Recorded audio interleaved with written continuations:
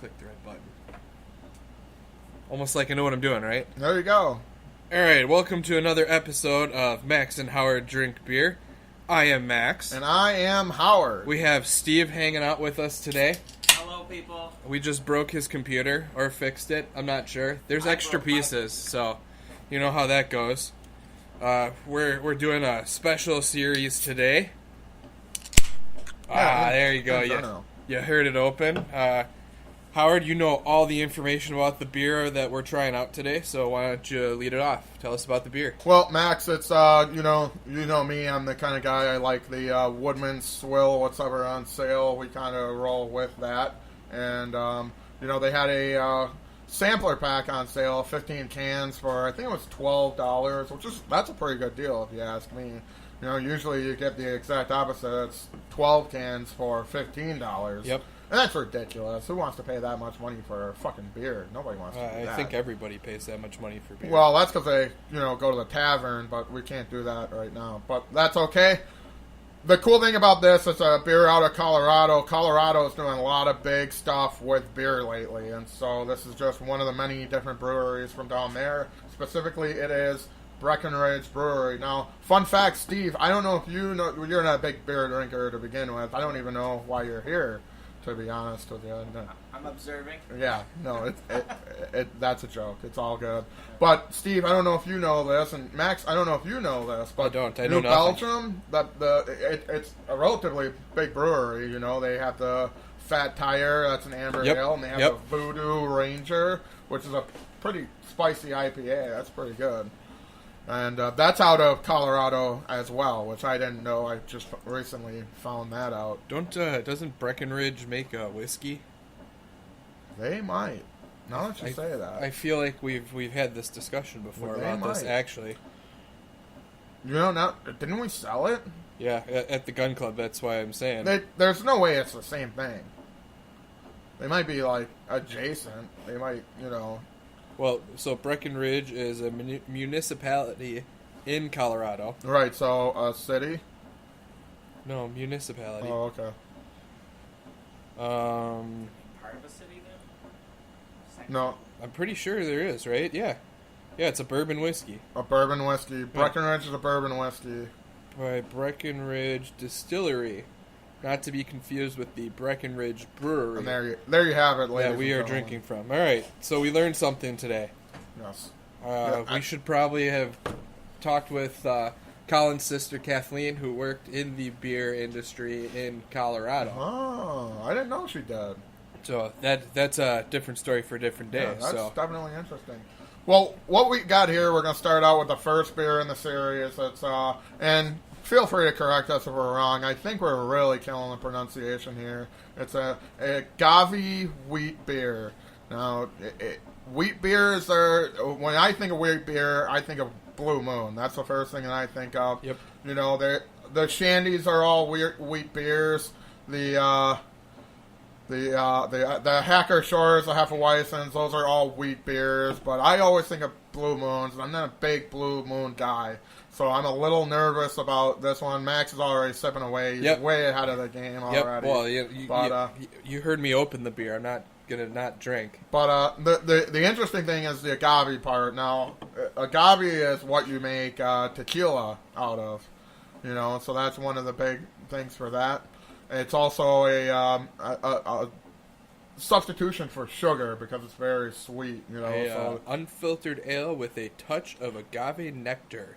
Yeah, that's what that is. So, Max, you took a sip. I'm about to take a sip. You're about to take a sip. Okay. What did you think about it? I'm not a huge fan of ales. I'm not big on sourness in any level of beer, but I like my lagers, so that's why I stick with what I like, But this is something I could probably drink. I'm not going to search it out, but I would definitely drink it again.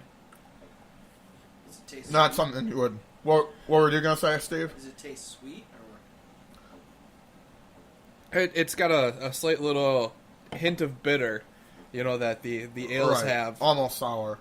It's not sour like an IPA is, where Steve, do you want one? There's one in the fridge.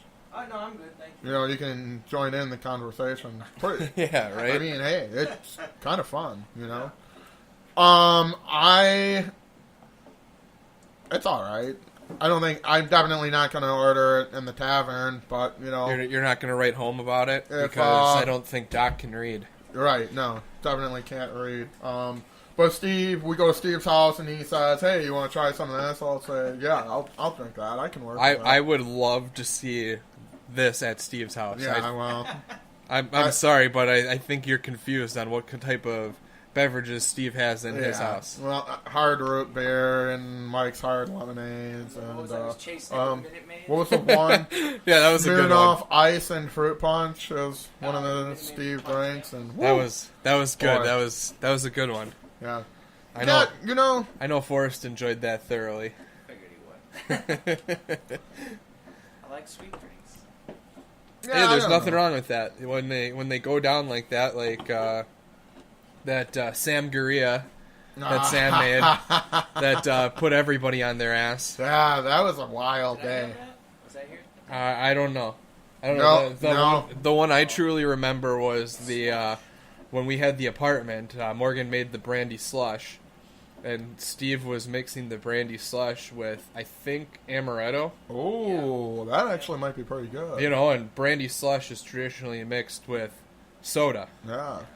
You know, because that is the liquor. So you can imagine how quickly he went downhill. Wow, that might be good. I don't remember much of that. I think I know. We played Asshole, which is a fun card game. I think I played that. That sounds like where something you I'd wear play. the hat of whatever, the asshole hat. And Steve definitely wore it for a while No. for that game. It was definitely, I think it was really the only big party we had in that apartment. They were kind of, everybody's got to be quiet at all times, and Ooh. we have when Steve does his laugh. We got you, Howard, who's loud. I'm not loud. We got Cassie, who's bouncing off the walls. You know, I mean, It's just kind of a pretty good smorgasbord. So of, just that interesting triage of people. Yeah. people alone is Triage. pretty terrifying. So, in honor of Steve being here, I'm going to tell you one of my favorite Steve stories Okay. of drinking. So, I don't remember the exact year, but I remember the exact place. We were at Katie Malecki's parents' house. Okay. It was our anti-prom party. I had already graduated. I think technically Steve had already graduated because I believe it was Sam and Katie's senior year. That sounds familiar. So we were there at their house drinking in the garage, and 3 people got really drunk really quick. Oh, really? So Steve was one of them. As is tradition. As is tradition, Steve was one of them. The second one was Becca. Okay. Small French. And Becca was a small girl, and she's still a very petite girl. Yeah. Very petite girl. But we'll talk some other stories about her down the road. Yeah. But Excellent. she Poor Becca. had horses. Yeah. Oh. So I actually have, if we're going to continue in Steve's stories, we have a really good one Oh, God. that involves Steve, Steve, right? myself, and Becca. Oh, You guys, all 3 of you rode a horse No. through But, the desert with no name? So the third one was Brad.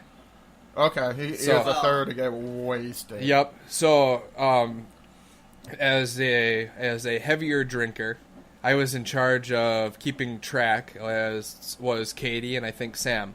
So the 3 of us were trying to wrangle the 3 of them throughout the night, keeping track of them. Wow. Everybody's in charge And- of I one? danced with Ann, I think, that night.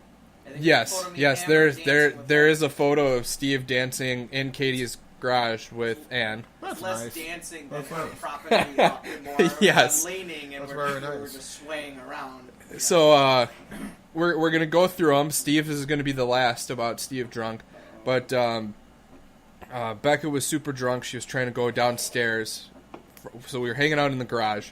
So you had to Yeah. go inside, go around, and go downstairs, and then the basement's usually where we all would crash. Right. So she was trying to go downstairs, and we were telling her, no, like, stay downstairs. We got her downstairs.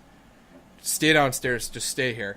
So she tries to walk back up the stairs, and she ends up falling partially and just wraps, like, off weird contorted way around, I think it was Colin. Colin was standing on the steps trying to make sure she didn't go back up. She got past him a little bit, just kind of like this. She laid around him like this. Right. On his legs, but it was more like this was her back, and she just bent like that. And he's wrapping his hand around the bottle. So, yes. You know, so just to give you an idea of that, so that's where she was at. In the same moment in time, Brad was blacking out in the garage while sitting on a high-top chair. And he went full face plant into the table where they were playing beer pong. I remember that. Steve was there for that. Steve wasn't quite blacked out. So for that. no, Steve at no point. Steve has a great method of drinking. He drinks really quick, gets to what he calls his cloud, and then floats there for the remainder of the night. There you go. That's the way to do it. So Steve was on his cloud, but at this particular party, Steve's a runner. In case you didn't know, when he's drunk, wait, hold on. Like a track runner, or just like you run away? I wanna move around. If you ever watch me in a park when I get drunk, I want to. Okay, so you were never in track. You just like to run away from everybody. Well, that, or I just keep ping ponging around. No, I'll go talk to these people. I'll go talk to these people. And everyone's just great. Steven Peterson has a mind of his own, and he's you'd not allowed to do that when he's wasted. And you'd get the great ones where he'd just walk up like, "Hey, hi," and then he'd walk away. Yeah. You know, that's it. That's all I wanted to say.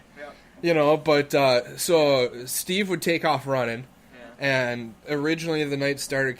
Katie was keeping track of him, and so Katie was in charge of Steve. We had to keep. How'd she pull that detail? We had to keep locking the door, and he would unlock it, and then he'd try to get out the door.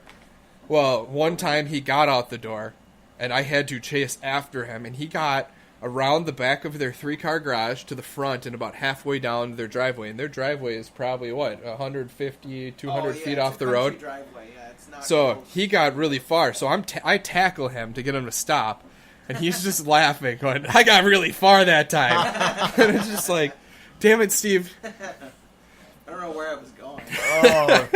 I hate losing control like that. You know, like you've seen me like that.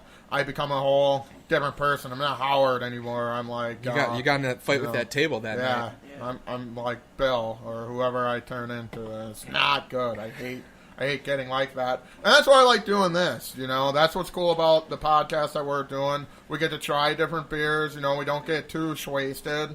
You know, we try a whole bunch of different stuff, and we shoot the shit with old Steve-O here and see what's what. And yeah, Max, I'm with you with the beer to kind of wrap it all into one neat bow here. Yeah. It's a very bland beer. You get just a very touch of bitterness, but I didn't taste anything like what you would expect tequila to taste like. Well, it's like I said, it's just a all the way touch. back, Steve. Steve's gonna try one too, and if he doesn't like it, Sadie will drink the rest. Describe the can. He's going to describe the can. You have the beers. He's going to describe the can. We're gonna get a picture of this real quick. Yeah. For scientific purposes, right? Yeah. Well, we'll throw that on the website. It's in your standard can. Your standard 12. Yes, standard. Right, we're gonna zoom in. Fancy there. Breckenridge Brewery. This is your new sponsor right here. You go. Steve, I like that. Drink it?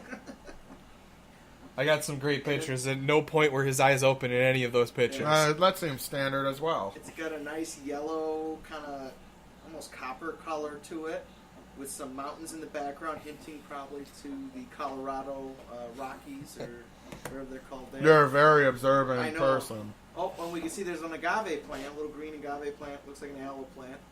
Right. That's what it's based off of. Yeah, and then it's They're got related. this Day of the Dead skull with a sombrero on it, with wheat in his mouth, his little gold teeth.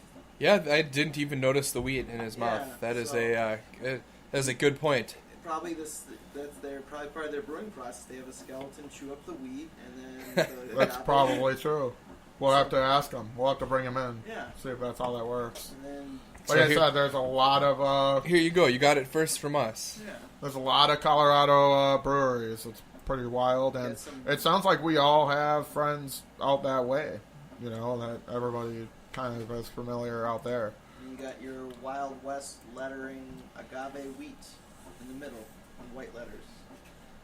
So that's the can. There you So go. That's There you the go. can. Can Shopping. can described by Steve. That was nice.